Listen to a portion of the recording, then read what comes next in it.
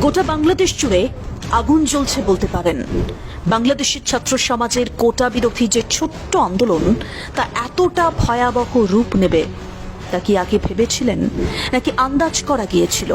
দেখুন, আন্দোলনের কথা তো সবাই শুনেছেন, আর যখন গণ আন্দোলন হয় তার প্রভাবটাও কিন্তু মারাত্মক হয়। বাংলাদেশের ক্ষেত্রেও তাই হয়েছে। কিন্তু এখানেই উঠছে প্রশ্ন, এখন বাংলাদেশ সরকার বারংবার শিক্ষার্থীদের সঙ্গে আলোচনায় আসতে চাইছে, সমস্যার একটা সুষ্ঠু সমাধান চাইছে, কিন্তু ওই যে একটা কথা আছে না, ধনুক থেকে তীর একবার বেরিয়ে গেলে তা কি আর ফিরে আসে? বাংলাদেশের পরিস্থিতি এখন ঠিক তাই। কোন রকম আলোচনা নয়, দাবি আন্দোলনকারীদের। আওয়ামী লীগ এতদিনের একটা রাজনৈতিক দল, রাজনৈতিক ময়দানে পোক্ত অভিজ্ঞতা রয়েছে, এটা তো অস্বীকার করার জায়গা নেই। সেই রাজনৈতিক দলকে এই আন্দোলনের কাছে এতটা নাস্তানাবুদ হতে হচ্ছে কেন? আর এই প্রশ্নটা নিয়ে কিন্তু বাংলাদেশের বিভিন্ন গণমাধ্যমে সমালোচনা হচ্ছে, প্রশ্নের ঝড় বইছে। বাংলাদেশ সরকার আলোচনার সিদ্ধান্ত সেটা যদি কয়েক মাস আগে নিত, তাহলে কি আজকের দিনটা দেখতে হতো? এমনটাই মনে করছে বাংলাদেশের রাজনৈতিক বিশ্লেষকরা। তাহলে কি এখানে বাংলাদেশ সরকারের কোনো গাফিলতি রয়েছে বা কোনো সিদ্ধান্তহীনতা, যার কারণে ফল ভুগতে হচ্ছে গোটা বাংলাদেশকে? এই প্রশ্ন তুলছে সে দেশের গণমাধ্যমগুলো। এই মুহূর্তে বাংলাদেশের চিত্রটা যদি বলি, কোনায় কোনায় আন্দোলন হচ্ছে, পুলিশের সঙ্গে শিক্ষার্থীদের সংঘর্ষ চলছে, হতাহতের ঘটনাও ঘটছে। সোজা কথায় বলতে গেলে বাংলাদেশের জনজীবন বিপর্যস্ত। জারি কারফিউ, রাস্তায় নেমেছে সেনাবাহিনী। কিন্তু আজ যে এই পরিস্থিতি তৈরি হয়েছে, এর দায় কে নেবে? বিশেষ করে যে মায়ের বুক খালি হচ্ছে, তার দায় কে নেবে? না, এর উত্তর হয়তো কেউ দিতে পারবে না। আপনি বলুন তো, এই আন্দোলনটা কি এতটা জোরালো হওয়ার কথা ছিল? যদি প্রথম থেকে একটা সুষ্ঠু সমাধান হতো, তাহলে কি এর পরিণতি এতটা ভয়াবহ হতো? ছাত্রদের দাবি যৌক্তিক ছিল কিনা যদি প্রথমেই সেই বিষয় নিয়ে আলোচনায় বসা যেত, প্রথমে বিষয়টাকে উপেক্ষা করা না হতো, তাহলে আজকের পরিস্থিতি এরকম হতো না। আপনার কি মনে হয়, বাংলাদেশের বর্তমানে যে হাল গোটা বিশ্বকে নাড়িয়ে দিয়েছে, সামাজিক যোগাযোগ মাধ্যমে গায়ে কাঁটা দেওয়ার মতো একের পর এক পোস্ট, ঝড়ের গতিবেগে যে সমস্ত ভাইরাল হচ্ছে, বিভিন্ন দেশের সেলিব্রিটিরা পর্যন্ত বিষয়টা নিয়ে কথা বলছে, বুঝতে পারছেন পরিস্থিতি ঠিক কোন জায়গায় গিয়ে পৌঁছেছে? বিশেষ করে আন্দোলনে আগুনে ঘি ঢেলেছে আবু সাঈদের মৃত্যুর ঘটনা। প্রথম দিকে ছাত্রদের যে গণ আন্দোলনকে খুব ছোট আকারে দেখা হয়েছিল, কে জানতো সেই আন্দোলন হঠাৎ বিস্ফোরণের আকার নেবে? আর এই যে আন্দোলন দ্রুতবেগে ছড়িয়ে পড়ল, এর পেছনে তাহলে কি আওয়ামী লীগের কৌশল দায়ী? প্রথমে আলোচনা না করে উপেক্ষা করা হয়েছে ছাত্রদের, এই দাবি বারবার তুলছেন রাজনৈতিক বিশ্লেষকরা। আলোচনা করে পরিস্থিতি একটা স্বাভাবিক অবস্থায় আনা উচিত ছিল, এমনটাই বলছেন বাংলাদেশের বহু বিশেষজ্ঞ থেকে শুরু করে রাজনীতিক। এই আন্দোলনরত ছাত্রদের বিরোধী দল ভেবেছে আওয়ামী লীগ সরকার। তাহলে কি এখানে বাংলাদেশ সরকারের দূরদর্শিতার কিছুটা অভাব রয়েছে? আপনি কি মনে করছেন? অবশ্যই জানান কমেন্ট করে। শান্তিপ্রিয় দেশ চলছে অশান্তিতে, প্রভাব ভারতেও। এত কথা উঠতই না। বাংলাদেশকে বিশ্বের অধিকাংশ দেশ শান্তিপ্রিয় দেশ হিসেবেই চেনে, যে দেশ বন্ধুত্বের নীতিতে বিশ্বাসী, কোনো দেশের সঙ্গে শত্রুতায় জড়াতে চায় না। আর আজ সেই দেশেই এত ব্যাপক সহিংসতার ঘটনা ঘটছে। বিষয়টা তো একেবারেই ছোটখাটো নয়। কেন বলছি? এই মুহূর্তে বাংলাদেশের পরিস্থিতির দিকে তাকান। কয়েকটা ছোট ছোট ঘটনা বলবো, তাহলে ব্যাপারটা আরো পরিষ্কার হবে। টহল দিচ্ছে সেনা, দফায় দফায় চলছে সংঘর্ষ। বিবিসির রিপোর্ট বলছে আটক হয়েছেন আন্দোলনের অন্যতম সমন্বয়ক।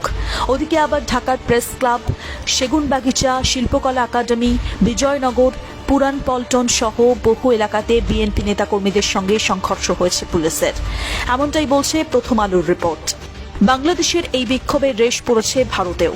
ঢাকা আর কলকাতার মধ্যে যোগাযোগকারী অন্যতম ট্রেন মৈত্রী এক্সপ্রেস। যেহেতু ঢাকায় রেল চলাচল পুরো বন্ধ, তাই কলকাতা আর ঢাকার মধ্যে যোগাযোগ ব্যবস্থাতেও বড় এফেক্ট পড়েছে। বাতিল হয়েছে মৈত্রী এক্সপ্রেস। বলা হচ্ছে পরবর্তী নির্দেশ না দেওয়া পর্যন্ত ট্রেন চলাচল বন্ধ থাকবে। এই রিপোর্ট যখন বানানো হচ্ছে, পরিস্থিতি খানিকটা এই রকমই। এসবের মাঝে আবার উদ্বিগ্ন নেপাল এবং ভারত থেকে বাংলাদেশে যাওয়া বহু পড়ুয়া। স্বাভাবিকভাবেই তারা এই অগ্নিগর্ভ পরিস্থিতিতে নিজেদের দেশে ফিরতে চাইছেন, যাদের মধ্যে অনেকেই চুয়াডাঙ্গার দর্শনা চেকপোস্ট হয়ে নিজের দেশে ফিরে আসছেন। এই চলমান সংঘাত আর সহিংসতার মধ্যে মোতায়েন করা হয়েছে দেশটার বর্ডার গার্ড বাংলাদেশ অর্থাৎ বিজেপির ৩০০ প্লাটুন সদস্য, যার মধ্যে শুধুমাত্র ৭৫ প্লাটুন বিজেপি কাজ করছে ঢাকায়। পরিবারের চিন্তায় উদ্বিগ্ন প্রবাসীরা। একই তো জনজীবন বিপর্যস্ত, তার উপর নেটওয়ার্ক কানেকশন কাজ করছে না। বিপাকে পড়েছে দেশটার বহু গণমাধ্যম। বাংলাদেশের লক্ষ লক্ষ মানুষ প্রবাসে থাকেন, তাদের অবস্থাটা শুধু একবার ভাবুন।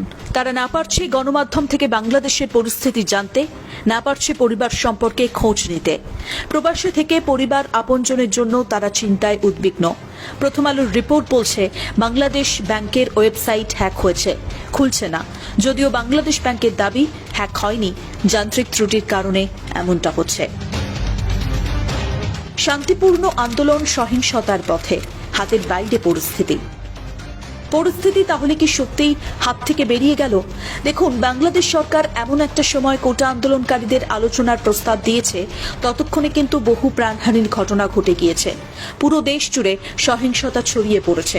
প্রশ্নটা হলো, এই পরিস্থিতিটা কি এড়িয়ে যাওয়া যেত না? আন্দোলনটা তো শান্তিপূর্ণভাবে হচ্ছিল, হঠাৎ করে তা সহিংসতায় পৌঁছল কিভাবে?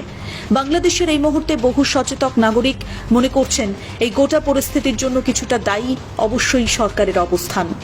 প্রথম দিকে আন্দোলনকারীরা বাংলাদেশ সরকারের ইতিবাচক ঘোষণা অপেক্ষা করেছিল, কিন্তু কিছুটা আদালতের দোহাই দিয়ে সরকার সেই বিষয়টা এড়িয়ে যায়।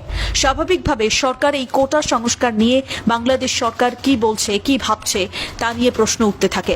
বাংলাদেশের এই আন্দোলন এখন গোটা বিশ্ব দেখছে কিভাবে বিন্দু থেকে সিন্ধু হয়, তার জলজান্ত প্রমাণ এই ছাত্র আন্দোলন।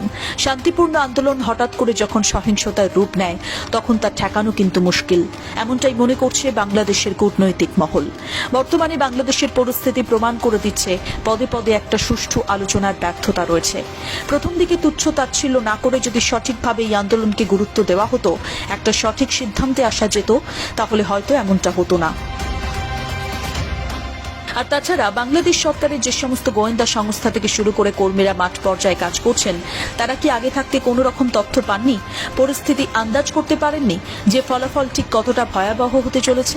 নাকি এই ব্যাপারটা গুরুত্ব সহকারে বিবেচনাই করা হয়নি, যার ফল ভুগতে হচ্ছে গোটা বাংলাদেশকে?